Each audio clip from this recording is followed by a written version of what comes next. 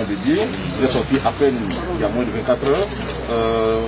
Vous pensez cette visite et de quoi est-ce que vous avez parlé?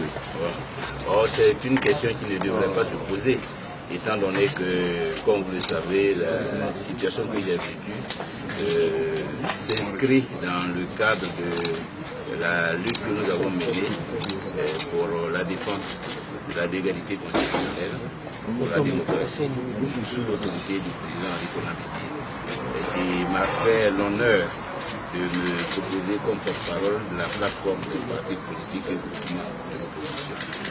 Donc, lorsqu'on sort donc de cette épreuve, la première des choses, c'est de se rapprocher de son chef, de se rapprocher d'abord pour lui dire merci pour tout le combat qu'il a mené, pour le leadership qu'il a exercé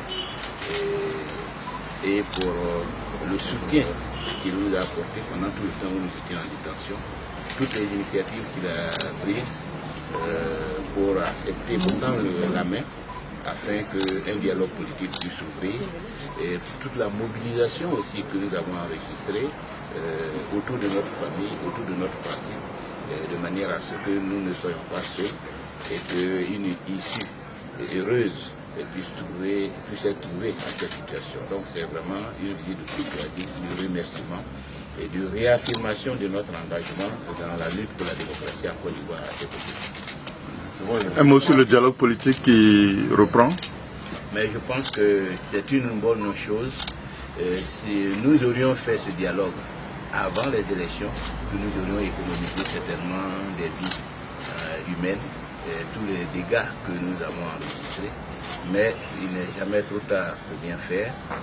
Tout ce que nous souhaitons, c'est que ce dialogue soit sincère, c'est que ce dialogue-là s'inscrive dans un processus de restauration d'une paix durable en Côte d'Ivoire, de la réconciliation nationale entre les fils et les filles de ce pays, et que après moi, tous les autres camarades qui sont en prison puissent être libérés, tous ceux qui sont en exil puissent rentrer librement dans leur pays, et que la situation du président Gbagbo, de Charles Blé Goudé, du maire Akossi Benjo, que toutes ces situations-là trouvent une solution.